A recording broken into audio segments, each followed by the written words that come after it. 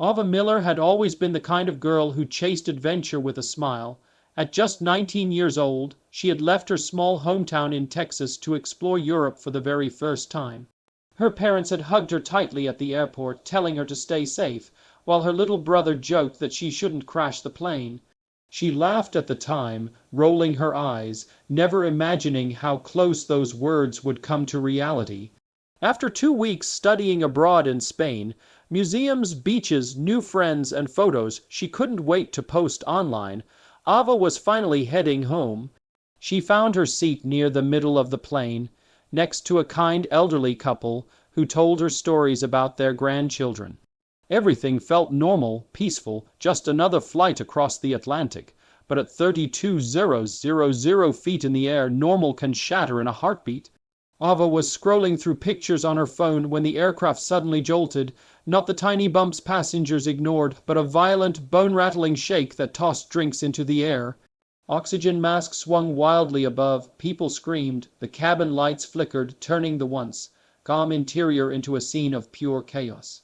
The engines roared louder, making the metal body of the plane tremble like a wounded creature. Ava's heart leaped into her throat. Her first thought was turbulence. That's what everyone says when a plane shakes. Turbulence is normal, right? But nothing about this felt normal. A flight attendant rushed past, her face pale, gripping the overhead bins for balance as the plane lurched again. Ava looked around, mothers pulling children into their arms, couples clutching hands, passengers shouting prayers in languages from all over the world. The aisle rattled as cups, pillows, and phones scattered under seats. The moment stretched long and terrifying, and then the cockpit door burst open. The captain stumbled out. His breathing was harsh, like every inhale was a desperate fight. His face was drained of color, sweat pouring from his forehead. Before anyone could react, he clutched his chest and collapsed onto the cabin floor. The entire aircraft gasped at once. A flight attendant knelt down shouting, "Captain, Captain, can you hear me?" But there was no response, only the sound of alarms now screaming from the cockpit, as if the aircraft itself was terrified. Ava's blood ran cold. If the captain was downed who was flying the plane suddenly dipped forward, sending everyone lurching toward the seats in front of them. The elderly woman beside Ava cried out, gripping Ava's arm so tightly it hurt, but Ava didn't pull away. She looked toward the cockpit, feeling something dark and heavy flood her chest, fear unlike anything she had ever known. With trembling hands, she unbuckled her seatbelt. It was almost a reflex. She didn't have time to think about what she was doing. The co-pilot. There had to be a co-pilot. But as she peered through the chaos, she realized the co-pilot hadn't appeared. A terrible possibility hit her. Both pilots might be incapacitated. Her knees shook as she stood in the aisle, the plane swaying like a ship lost in a storm. Passengers were shouting at the flight attendants, "What's happening? Is the plane going down? Tell us something." But the flight attendants didn't have answers. One grabbed the intercom, her voice breaking, "Ladies and gentlemen, please stay calm, please stay." She couldn't finish because the plane dropped again, harder than before. Luggage doors flew open overhead and bags spilled into the aisle. Someone screamed that the plane was going to crash. Ava swallowed hard, her heart pounding so loud she could barely hear the alarms anymore. She looked at the cockpit door. It stood half open, flashing red lights painting the narrow space inside. Her instincts pulled her forward. Even though every step felt like walking into a nightmare, she forced her shaking legs to move. When she reached the captain, the flight attendant looked up at her, eyes wet, terrified. "He's unconscious," she whispered. Do you know anything about flying?" Ava froze. She had taken a few basic flying lessons at a tiny airfield back home. She could control a small single-engine training plane in perfect weather, takeoff, simple turns, and landings at slow speed. Nothing like this. Nothing like a massive commercial jet with hundreds of lives aboard. Her training was like swimming in a quiet pool. This was being thrown into the middle of the ocean during a hurricane. I have flown a little," she stammered. The flight attendant seized her hand. "Then please help us. You're the only one. We need you." In that instant, Ava felt the weight of the entire world press onto her shoulders. What if she failed? What if she touched the wrong button and made everything worse? What if they all? But if she didn't try, the plane was going down anyway. Her voice barely escaped her throat. "Okay, I'll do whatever I can." She stepped carefully over the captain's legs and entered the cockpit, a place she had dreamed of seeing, but never like this. Warning lights flashed across the panels, screens blinked, showing numbers she didn't understand, altitude dropping fast. A sharp alarm repeated over and over. "Stall, stall, stall." Ava gripped the back of the pilot's seat to steady herself. Outside, the horizon was tilting dangerously. Clouds spun past the windows as the aircraft pitched downward. Her breathing came in sharp bursts. She forced herself into the seat, sliding the headset over her ears with trembling hands. This is a passenger," she whispered into the mic, her voice shaking violently. I don't know what I'm doing. The pilots are unconscious. Someone help us." Static crackled, then a calm male voice responded. We hear you. Stay calm. You're going to be okay. We're here with you. Identify the aircraft." Ava looked around the panel, eyes darting through switches and flickering screens until she found the flight number printed on a sticker. She read it out. The controller repeated, "Good job. Now listen to me carefully. Keep your hands on the controls. We're going to get through this together. You're not alone." Those words hit her harder than she expected. Not alone. Her hands wrapped around the control yoke the same way she had done in lessons. Except now her palms were slippery with sweat, and her heartbeat made the world feel like it was vibrating. She remembered her instructor's voice from home. Stay calm. The controls respond to confidence. Right now, she had to become the bravest version of herself, even if she was terrified inside. Behind her, passengers were crying, praying, calling loved ones. Chaos crashing like waves. But she couldn't look back. Not now. Every life on the plane was counting on her hands, her decisions, and the thin shred of courage she was clinging to. She swallowed, stared through the front windows at the swirling sky, and whispered to herself, "Come on, Ava, you can do this. You have to do this." Her fear didn't vanish. It sat right there in her chest, but courage stood up beside it, louder. She wasn't a pilot. She wasn't a hero. She was a scared girl in a seat that wasn't meant for her. Yet this was now her fight. This was now her plane. This was now her responsibility. As the plane continued to drop toward the earth, Ava gripped the controls tighter, lifted her chin, and prepared for the impossible. The nightmare had only just begun. For a moment, Ava thought she misunderstood the flight attendant. Surely someone else had more experience, a retired pilot, a trained crew member, anyone. But as she looked around, the terrible truth remained. No one else could fly. The co-pilot lay slumped forward in his seat, motionless, his headset dangling. Whatever had attacked the captain had taken him down too. Her heart hammered against her ribs. She wasn't supposed to be here. She was supposed to be a passenger, watching movies, eating snacks, complaining about legroom like everyone else. But life doesn't always ask permission before handing out responsibility.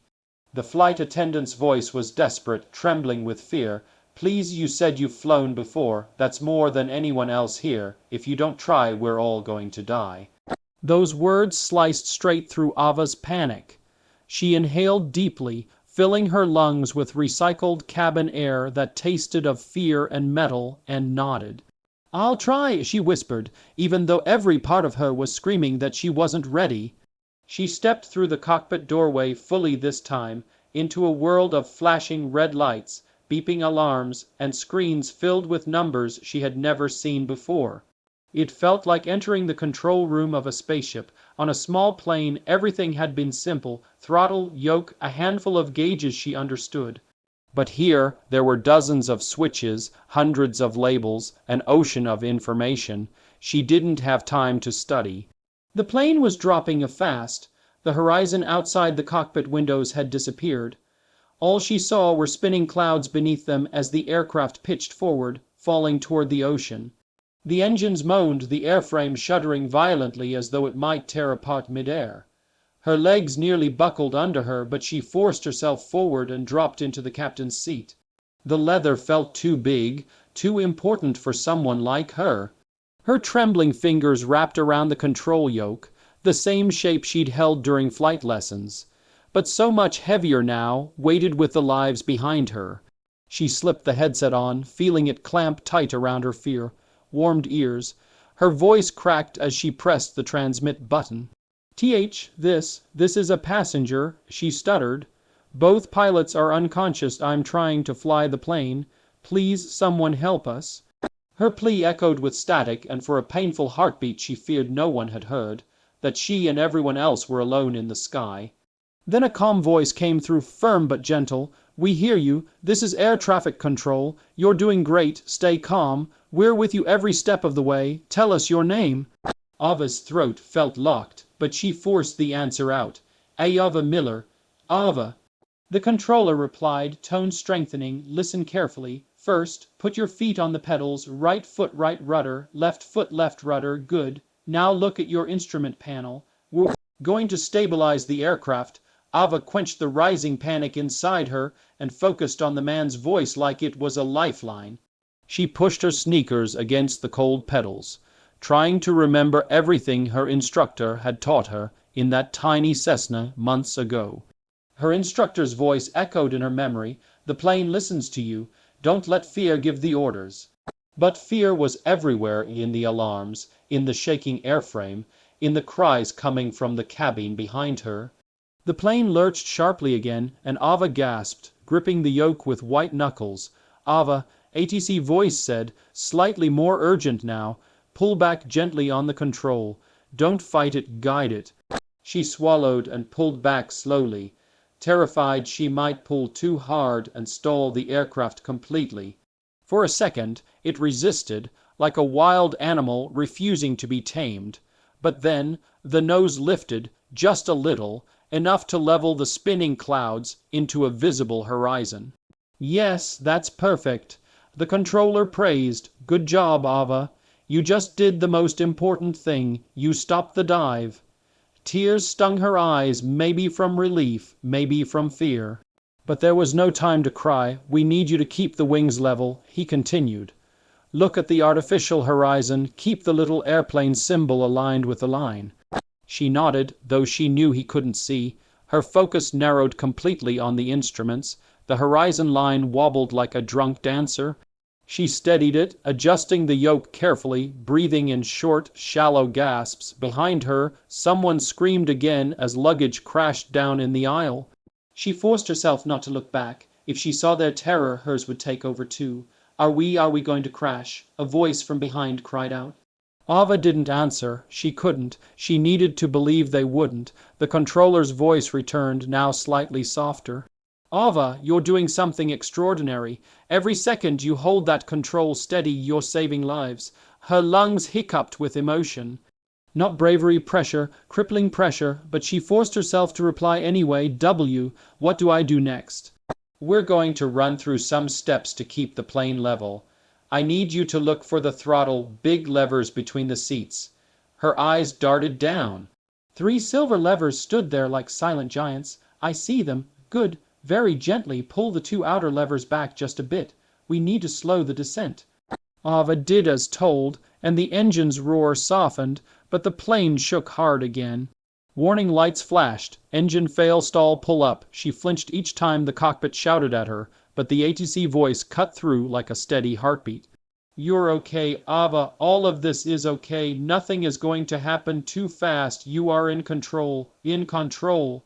Those words felt unreal. She, a teenager who hadn't even finished college, was flying a plane the size of a building. Her instructor's voice echoed again in her memory. "Flying is 90% mindset. The plane feels your fear." Right now the plane felt everything, the tension in her grip, the tremble in her muscles, the battle between her terror and her will. She clenched her jaw. No, fear will not win, not today. ATC continued guiding her, one instruction at a time, each movement small, precise, meaningful. Slowly, the descent rate improved. The shaking eased, not completely, but enough to breathe again. In the cabin, passengers had begun to quiet. Hope replaced the earlier chaos. People were still scared, but now they watched Ava, a stranger, holding their destiny in her hands. Some were praying for her, some were whispering thanks, some simply stared at the cockpit door as though staring would help her succeed. And Ava felt all of it, every silent plea, every heartbeat synchronized with hers. She pressed the mic button again. Where are we? Can I land this? I've only flown a small plane, this is a jet. You don't have to land right now, the controller reassured. First step is keeping everyone safe in the sky. Landing comes later. Focus on one moment at a time, one moment at a time. The only way to survive a nightmare. Her breathing steadied, but her hands still shook uncontrollably. She tried to wipe her sweaty palm on her jeans, but quickly returned it to the yoke, afraid even a second away might send the plane spinning again. Fear spoke inside her head. You can't do this, you're going to fail. Hundreds of people will die because of you. But she answered fear with a whisper only she could hear. I'm trying. Trying, that was her courage. Minutes stretched out like hours, every second a battle, every small correction a victory. The controller's voice came again, solid as a lighthouse in a storm. Ava, you're incredible. You've already saved us from a very bad situation. Just keep listening, we're here with you. Her lips trembled, not with fear, but with determination finally taking root. I won't let them down, she whispered. She sat taller, shoulders tight, eyes sharp, heart wild, courage burning. She wasn't a passenger anymore. She wasn't the terrified girl in seat 24B. She was the pilot now, the only one. And she would fight for every single life on that plane, no matter what. The disaster had chosen her, but she was choosing to be the hero. And the world below waited, holding its breath. The voice in Ava's headset became her lifeline, steady, calm, guiding her through every impossible second. Level the wings, Ava gently, that's it now, breathe. She did as instructed, though her breathing was choppy and shallow, like the air itself resisted entering her lungs. Her fingers were stiff around the yoke, joints aching from tension. She tilted left, then corrected right. Each adjustment felt like walking a tightrope stretched across the sky. One wrong move, and everything would collapse beneath her. The plane vibrated violently, a low rumble running through the metal like the growl of a furious animal. The warning lights continued screaming at her, glowing red, flashing, demanding attention she didn't have to spare. Ava wanted to shut them off just to hear herself think, but she dared not touch anything she didn't understand. Panic lingered around the edges of her vision, waiting for one mistake to flood her mind. Slowly pull the throttle back another inch, ATC instructed. Good, you're doing this perfectly. Perfectly, nothing about this felt perfect. The nose still drifted lower, like gravity was trying to drag them into the ocean below. She pulled back a little more, teeth clenched, every muscle braced against the weight of the sky pressing down on them. Her heart pounded so loudly she could feel it in her fingertips, a physical rhythm of terror. She remembered reading somewhere that when life feels like it's falling apart, you must focus on one thing you can control. Right now she could control this yoke, even if her hands shook, even if fear tried to break her grip. Thunder rumbled in the distance, a deep, threatening growl. Ava glanced forward, and her breath froze. A towering storm cloud loomed ahead, dark and monstrous, sliced open by bolts of lightning that cracked through the sky like white fire veins. The storm looked alive, angry, waiting. A fresh wave of panic hit her. We're heading straight into the storm, she cried. Stay with me, Ava. The controller replied. We're monitoring the weather. You're not alone. That phrase again, you're not alone. But the cabin behind her felt full of fear, not comfort. She could hear muffled sobs, frantic whispers, the creaks of the plane struggling to stay airborne. She imagined the faces of the passengers, mothers holding children close, tourists regretting every joke they made about turbulence, elders clutching love and memories with trembling hands. All of them depended on her, a teenager who was supposed to be doing homework next week, not guiding a jet through a storm. "What if I mess up?" Ava whispered, barely audible. "You won't," ATC answered instantly. "Every decision you're making is saving lives." She wiped the sweat dripping from her forehead, but new beads instantly replaced them. She blinked, forcing vision to stay sharp. The storm crackled again, rain streaking across the cockpit window. Wind battered the aircraft, shoving it sideways like an invisible giant testing its strength.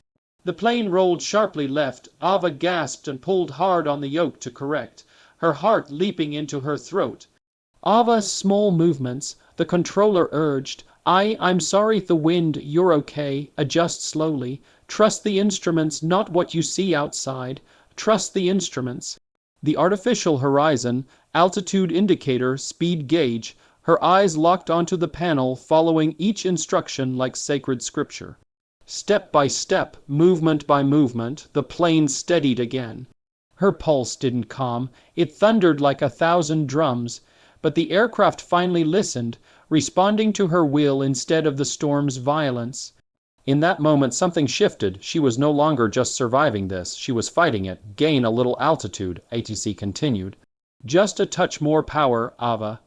She slid the throttle forward gently. The engines responded, a deeper hum, a slight lift.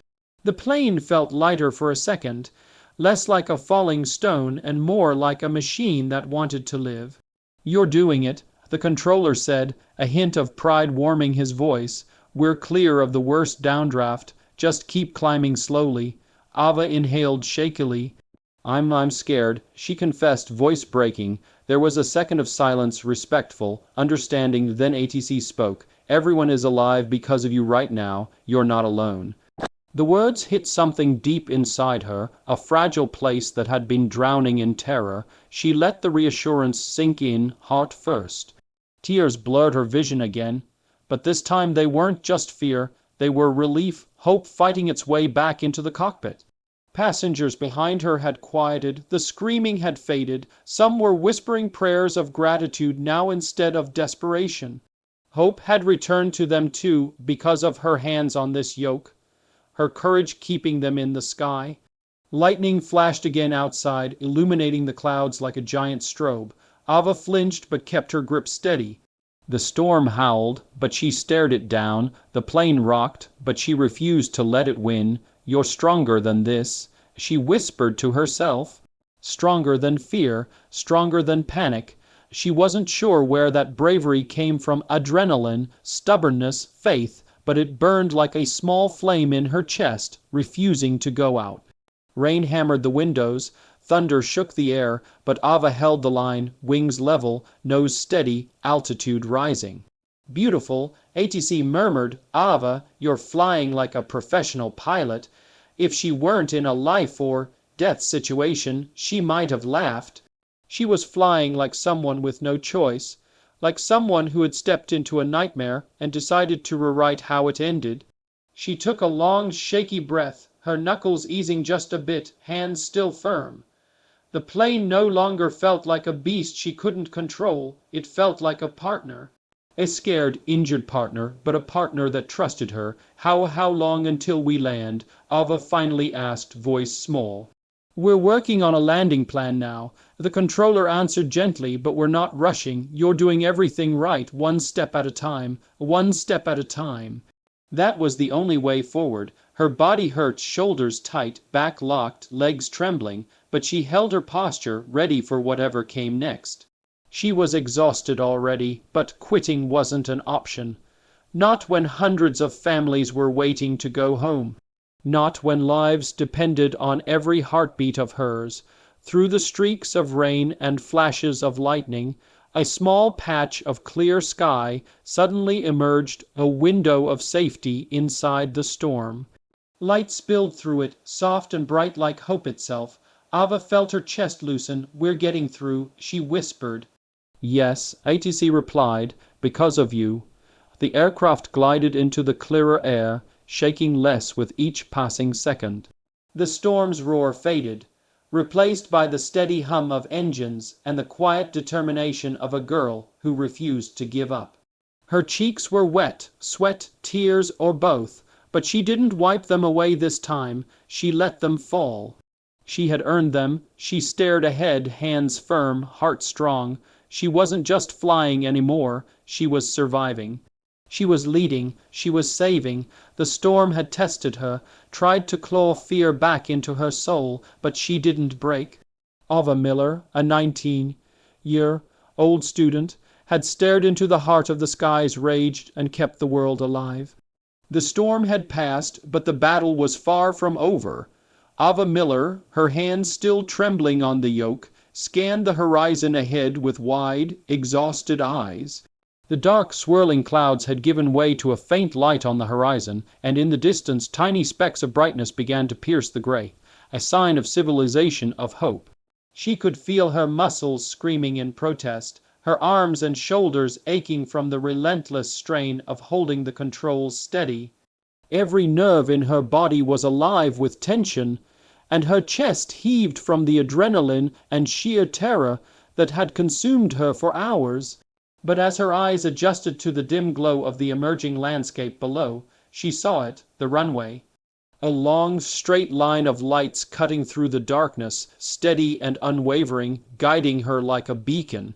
It was the most beautiful sight she had ever seen in her life, more glorious than any sunset she had ever watched, more precious than any view from any mountain she had climbed. That line of lights represented life, safety, survival. It was everything she had been fighting for. The controller's voice crackled in her headset, calm but encouraging. "You're doing great, Ava, just a little more. Align the plane with the center line. Now flare slowly as you approach. You've got this flare." The word rang in her mind over and over. She had practiced this in a small Cessna months ago, but this was a massive passenger jet, heavier, faster, and filled with hundreds of people who were counting on her every decision. Her palms were sweaty and the yoke felt heavier than ever. Her legs were stiff, her back screaming from the strain. But she inhaled, focusing on the words of the controller.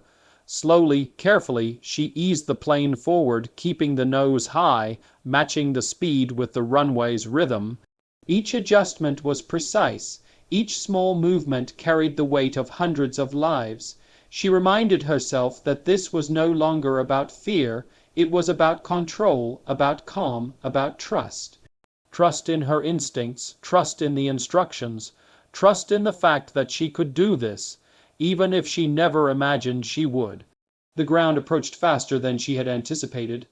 Her stomach lurched, and for a terrifying moment she imagined missing the runway entirely, spiraling out of control, letting everyone down. She swallowed hard and forced herself to steady her gaze.